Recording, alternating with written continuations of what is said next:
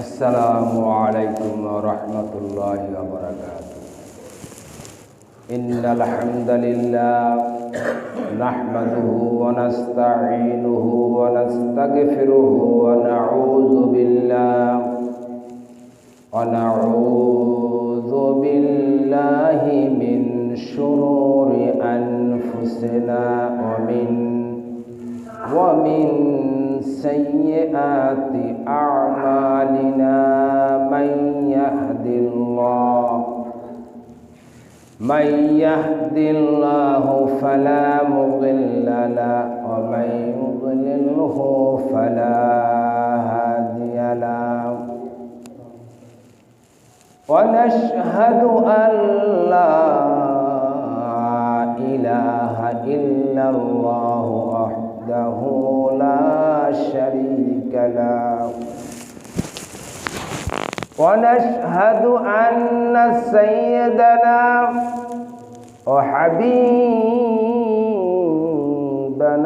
व मौलाना मुहम्मदन अब्दुहु व रसूलुहु अल्लज़ी अरसलहु बिल हक़्क़ि बशीरन व नज़ीरा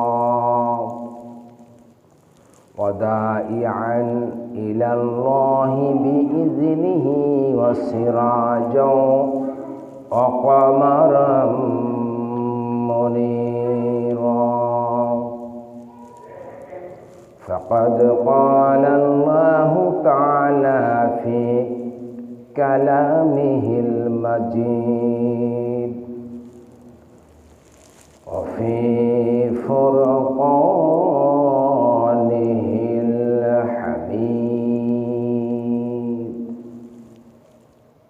शैतानेर फाना থেকে আশ্রয় চাওয়ার নিয়তে সকলে মিলে আল্লাহ রাব্বুল আলামিনের শানে আওয়াজ করে বলি আউযু বিল্লাহি মিনাশ শাইতানির রাজিম। বিসমিল্লাহির রহমানির রহিম। ইন্নাল্লাহা ওয়া মালাইকাতাহু युसल्लूना अलन नबी या अय्युहल्लज़ीना आमनू सल्लू अलैहि व सल्लिमू तस्लीमा। अल्लाहुम्मा सल्लि अला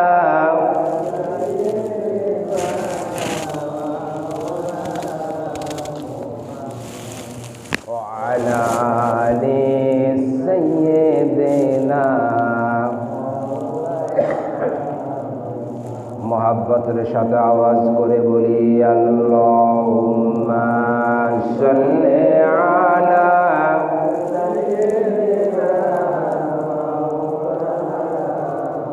व अला आलि सय्यिदिना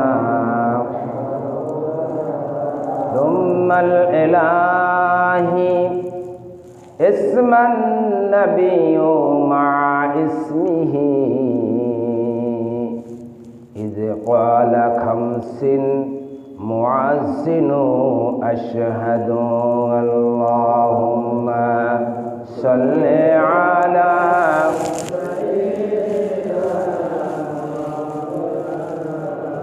व अला आलि सय्यिदिना।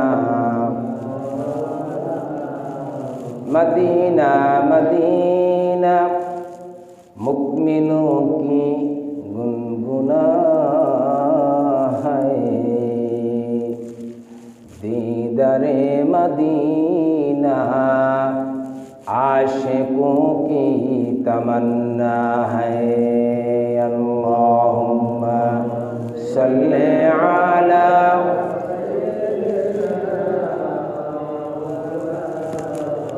व अला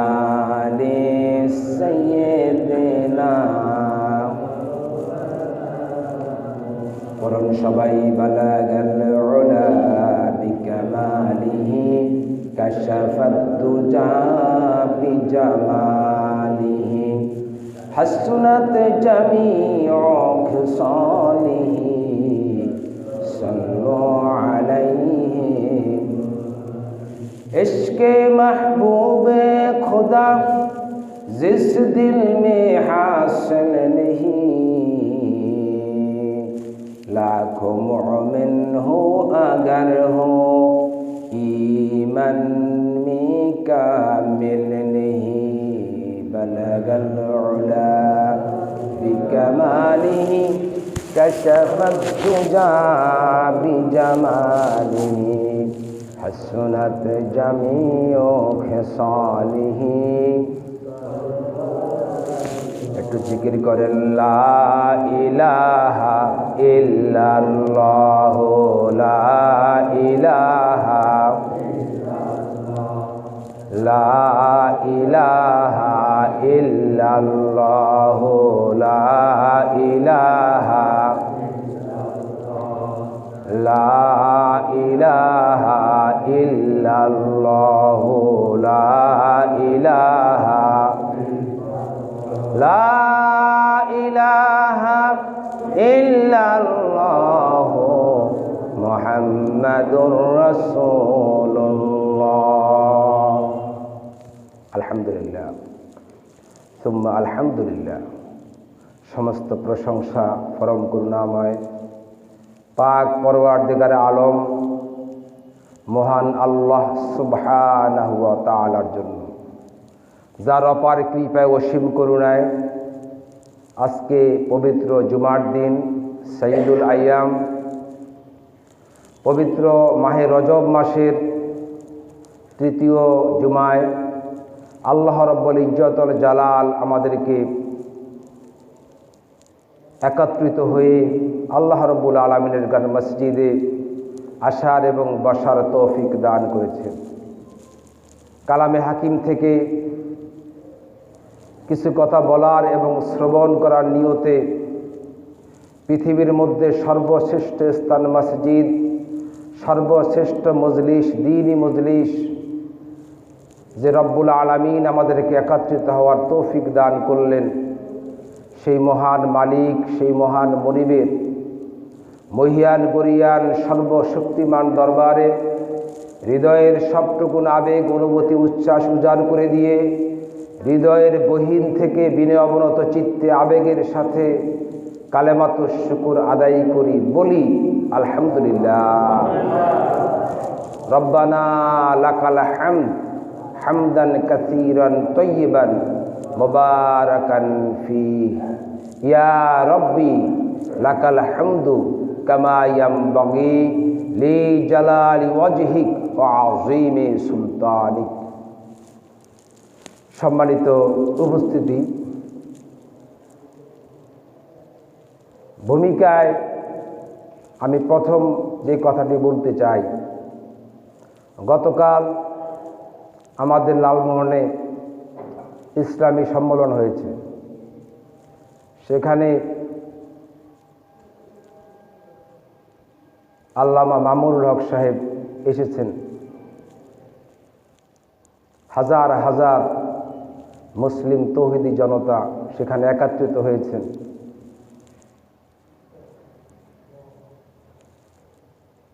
অনেকে জায়গাও পান নাই।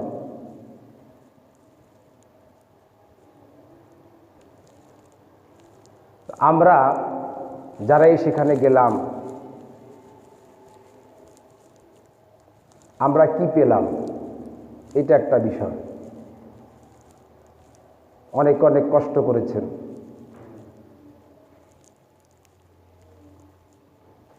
আর আলেম হওয়ার জন্য বা আলেমের জন্য আল্লাহ পাক জান্নাত রেখেছেন এমন কোথাও নেই।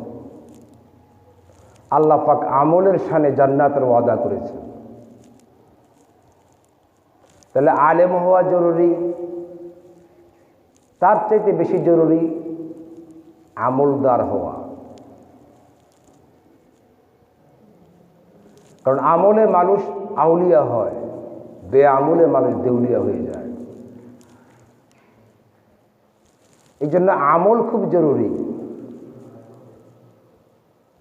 আজকে আমরা বড় বড় উলামায়ে কেরাম যখন আসে, আমরা হাজার হাজার মানুষ, 50,000, 1 লক্ষ, আবার শুনি 10 লক্ষ লোকও হয় কোনো কোনো উলামায়ে কেরামের মজলিসে।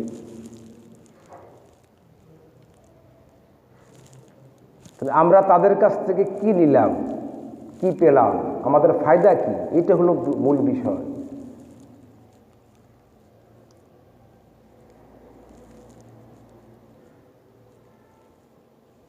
আমি কি রেখে আসলাম না দিয়ে আসলাম? একজন আলেমের মজলিসে মান সাহাফা ওলামা লিমান সাহাফানি ওমান সাহাফানি কানা মাইয়া ফিল জান্নাহ। একজন হক্কানি ওলামায়ে কেরামের সাথে যদি কেউ মুসাফা করে, হুজুর পাক সাল্লাল্লাহু আলাইহি ওয়াসাল্লাম বলে সেজন্য আমি নবীর সাথেই মুসাফা করল। আর আমার সাথে যে মুসাফা করবে সে আর আমি মুহাম্মদ সাল্লাল্লাহু আলাইহি ওয়াসাল্লাম একই জান্নাতের মধ্যে থাকব।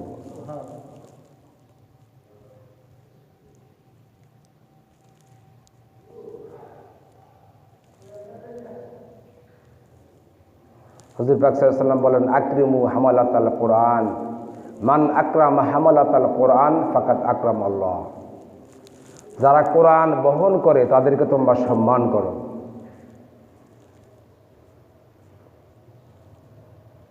আকরিমু হামালাতাল কোরআন ফাকাদ আকরামাল্লাহ। আর যে কোরআন বহনকারীকে সম্মান করবে, আল্লাহ রাব্বুল আলামিন তাকে সম্মানিত করবে। এই জন্য উলামায়ে কেরামের কাছ থেকে ফায়দা হাসিলের চেষ্টা করা। আমি আলেম হইতে পারি নাই, এই এক আফসোস।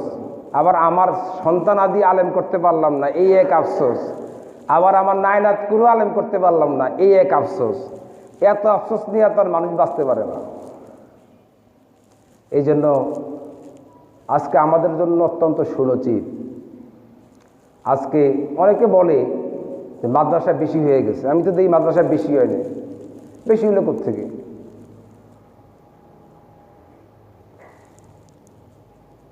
আজকে সকালে একজন আসলো আমাদের বাড়িতে, ওনার স্বামী নাই, খুব অসহায় ফকির। বললো যে আমার ছেলে হেফজো পড়ে, সবার গার্ডিয়ানের এই মানে সবকের জন্য অনেক কিছু নিয়ে আসছে, আমি কিছু দিতে পারিনি। কালকে আমাকে একজনে বলল যে মাদ্রাসায় একটা ছেলে ভর্তি করুন, খুব গরিব অসহায়। এইটাই এখন অনেকটাই বাস্তবতা। গত পরশু মনে আমাকে একজনে বলল যে শুধু প্রাইভেটের জন্যই 25,000 টাকা খরচ করে সায়েন্সে পড়ায়। তাইলে বোঝা গেল তাদের সম্মান খুব বেশি, আর যারা আলেম তাদের সম্মান খুব কম। কি বলেন? আলেমকে সম্মান কম? ওলামায়ে কেরামের সম্মান দুনিয়াতে কি তার চাইতে ইনশাআল্লাহ পরকালে আল্লাহ পাক আরো বেশি দিবেন, কারণ তার ভিতরে আল্লাহ পাকের কোরআন আছে। আপনারা তো থেরাপি ছিলেন, থেরাপি। যাদের বাত আছে, যাদের প্রাণ স্ট্রোক করে, এদেরকে থেরাপি দেয় ডাক্তার। ওলামায়ে কেরাম যারা হক্কানি ওলামায়ে কেরাম, তারা যদি কোনো অন্যায় করে, আল্লাহু আলামু, আল্লাহ পাক তাদেরকে থেরাপি দিবেন, কিন্তু সরাসরি আগুনে দিবেন না। কেন জানেন? তার ভিতরে আল্লাহ পাকের কোরআন আছে। আমি এই কথাগুলো বলার উদ্দেশ্য হলো, এখন ভর্তির মৌসুম চলতেছে। অনেকে আবার বলেন যে হুজুরের একটা ব্যবসা শুরু করছে। এই কথা আমার কানে আসে। কি ব্যবসা? হাফেজি মাদ্রাসা, কামি মাদ্রাসা, নুরানি। এত মাদ্রাসার কি দরকার? এত মাদ্রাসার পরেও তো আমার মতো আপনার মতো মানুষ এখনও ইসলামের সুশীতল ছায়াতল থেকে বঞ্চিত, এখনও আলেমের খানদান থেকে বঞ্চিত। একজন আলেম, একজন হাফেজে কোরআন 10 জনকে জান্নাতে নিয়ে যাবে। কয়জনকে? যাদের উপরে জাহান্নাম ওয়াজিব হয়ে গেছে।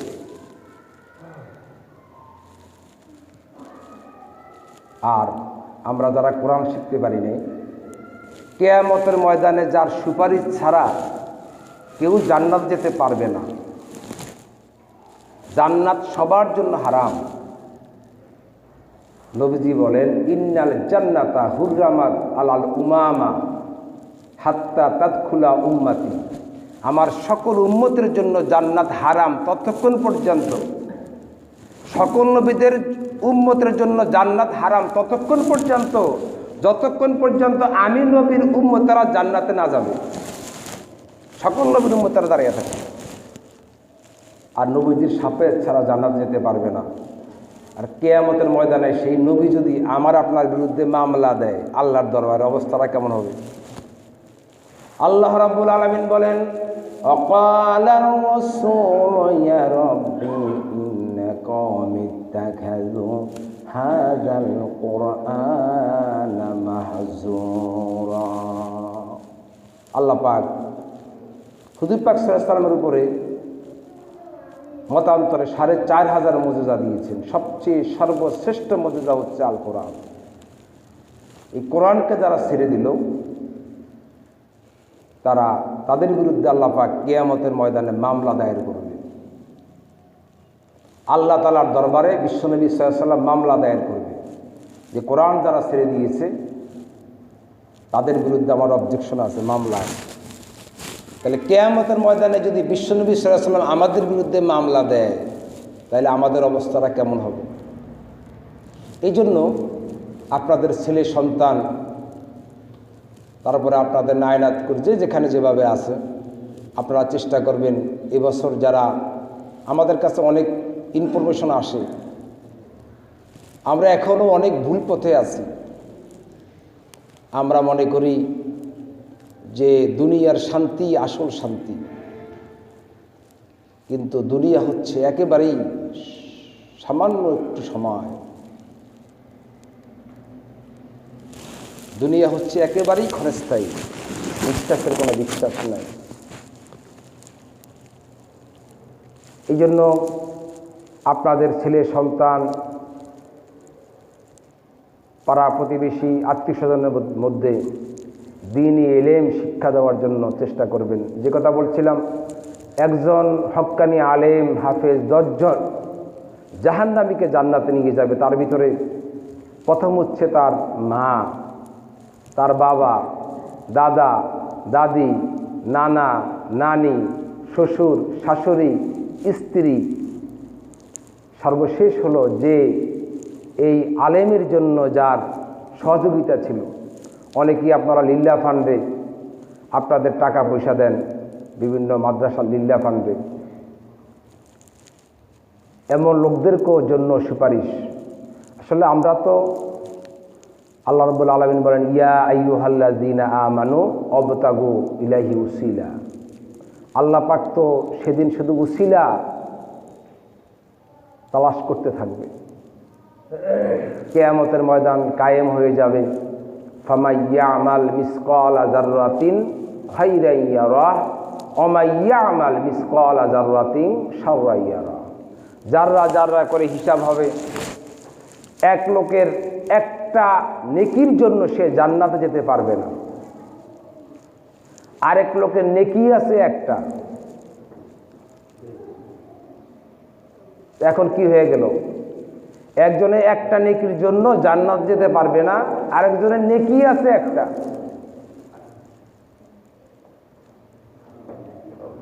তো আল্লাহ রাব্বুল আলামিন বলবেন যে তুমি নেকি নিয়ে আসো, তোমার এক নেকির অভাব, নেকি নিয়ে আসো।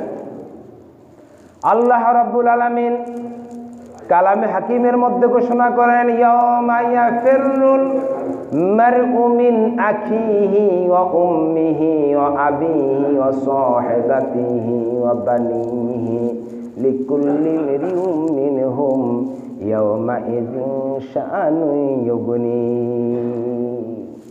এই পৃথিবীর জমিনে আমরা যাদের জন্য আমাদের ঘাম, আমাদের শ্রম, আমাদের মেধা, আমাদের অর্থ আমরা কার জন্য ব্যয় করেছি? আমাদের ছেলে সন্তান, স্ত্রী, পরিবার, পরিজন, বন্ধু বান্ধব, এমনকি মা বাবা। কিয়ামতের ময়দানে কেউ কাউকে চিনবে না। সন্তান যায় বলবে যে, মা আমি আপনার ছেলে আব্দুর রহিম, আমার একটা নেকির অভাব, আপনার অনেক নেকি আছে, আমাকে এখান থেকে একটা নেকি দেন, আমার একটা নেকির অভাব। মা বলবে যে আব্দুর রহিম নামে কোনো সন্তান আমার পৃথিবীতে ছিল না। আমি মাঠটা দিয়ে বুঝাইলাম, সময় নেই। এভাবে একটা নেকির জন্য সে পাগল পারা হয়ে কিয়ামতের ময়দানে ছুটাছুটি করবে। সর্বশেষ সে হতাশ হয়ে অসহায়, একেবারে অসহায় হয়ে সে আল্লাহ দরবারে চলে আসবে। আর একটা লোকের একটা নেকি, সে মনে করবে, সে চিন্তা করবে যে আমি তো জাহান্নামে যাবই। তো সে যখন তার সামনে পড়ে যাবে, তখন এক নেকি যার অভাব, সেই লোকটাকে ওই এক নেকি দিয়ে দিবে। তখন আল্লাহ পাক বলবে যে বান্দা, ওর মা বাপ, স্ত্রী, সন্তান, পরিবার পরিজন, বন্ধু বান্ধব, ভাই ব্রাদার কেউ দিল না, তুমি দিলা কি জন্য? বলে যে আল্লাহ, আমি এক নেকি দিয়ে কি করবো? আমি তো জাহান্নামে যাবই, আমার এই 1 টাকা দিয়ে কিছুই পাবো না। আমি 1 টাকা কিছু বানান, আপনারা কেউ কিছুই পাওয়া যায় না। আল্লাহ রাব্বুল আলামিন বলবেন, আর রহমান আর রহিম, যেটা আমরা বিসমিল্লাহর মধ্যে বলি, নবীজি বলেন লাউলা তাসমিয়া লা হালাকাল বারিয়া, বিসমিল্লাহ যদি না থাকতো তামাম পৃথিবী মুহূর্তের মধ্যে ধ্বংস হয়ে যেত। বিসমিল্লাহির রহমানির রহিম, আল্লাহ পাক বলে আমি হলাম অসীম দয়ালু। রে বান্দা, আমার দয়ার প্রদর্শনী কিয়ামতের মাঠ এত ভয়াবহ ময়দানে তুমি দেখালে, আমি রব্বুল আলামিন খুশি হয়ে গেলাম। ফাআলুল্লি মা ইউরিদ, আজকে আমি যা চাই তাই করতে পারি, আমাকে খবরদারি করার কেউ নাই। বান্দারে, ওই যে এক নেকির অভাবে যার জন্য জান্নাতে যাওয়া বাধা ছিল, তাকেও আমি মুক্ত করে দিলাম। আর তুমি যে দয়া প্রবণ হলা, আমার সিফাতি নামের সাথে তোমার যোগ্যতা মিলে গেল, এই কারণে আমি রব্বুল আলামিন দুইজনকেই জান্নাত দিয়া দিলাম। এই জন্য আসুন, যে কথা বলছিলাম যে আমরা কে কোন ছিলায়, আল্লাহ পাক আমাদেরকে মাফ করে। এই জন্য ওলামে কেরামের সাথে সম্পর্ক রাখি। কুন আলিমান আও মুতাআল্লিমান আও মুস্তামিয়ান আও মুহিব্বান, 4টে স্তর নবীজি হাদিস শরীফের মধ্যে বর্ণনা করেছেন। খেয়াল করবেন, খুবই গুরুত্বপূর্ণ হাদিস। কুন আলিমান, হও আলেম হও। আল্লাহ নবী বলেছেন প্রথম ফার্স্ট স্টেজ হয় আলেম হও। যদি আলেম না হতে পারো, মুতাআল্লিমান, তলেবে ইলম হও, মাদ্রাসার ছাত্র হও। যদি না হতে পারো, মুস্তামিয়ান, আলেমে কি বলে আলেমের কথাগুলোকে শোনো, মনোযোগ দিয়ে শোনো, দিলের কান দিয়ে শোনো। এমন যাতে না হয় খাতামাল্লাহু আলা কুলুবিহিম ওয়া আলা সামইহিম ওয়া আলা আবসারিহিম গিশাওয়াতুন ওয়া লাহুম আযাবুন আযীম। এমন যাতে না হয় যে এক কান দিয়ে ঢুকালাম আর এক কান দিয়ে বের করে দিলাম, এমন যাতে না হয়। আও মুহিব্বান, আর আলেমকে ভালোবাসো। এই 4টে স্তর, হয় আলেম হও, না হয় মাদ্রাসার ছাত্র হও, না হয় আলেমের কথা শোনো, আলেমকে ভালোবাসো। অলা তাকুনু খামেসাত, 5 নম্বর কখনো হবে না। যদি 5 নম্বর হও, হলে তোমার ধ্বংস অনিবার্য। তাই আসুন, আমরা এই 4টে স্তরের ভিতরেই আমরা আমাদের জীবনকে ইনশাল্লাহ পরিচালিত করার চেষ্টা করব। এবং ইমানের সাথে যে আমলের শানে জান্নাতুল ফিরদৌসের ওয়াদা করেছেন আল্লাহ পাক, ইন্নাল্লাযীনা আমানু ওয়া আমিলুস সলিহাতি কানাত লাহুম জান্নাতুল ফিরদৌসিল জুলা। আমরা ইমানের সাথে আমলে সলহে করে আল্লাহ রাব্বুল আলামিন যাতে আমাদেরকে জান্নাতুল ফিরদৌসের মেহমান বানায়, এই আশাবাদ ব্যক্ত করে আপনাদেরকে ধন্যবাদ জানিয়ে আমি আমার জুমার আলোচনা এখানে শেষ করছি। ওমা তৌফিক ইল্লা বিল্লাহ ওমা আলাইনা ইল্লাল বালাগ। আসসালামু আলাইকুম ওয়া রাহমাতুল্লাহি ওয়া বারাকাতুহু। যারা সুন্নাত পড়েন নাই, সালাত কাবর দোয়া শুনুন।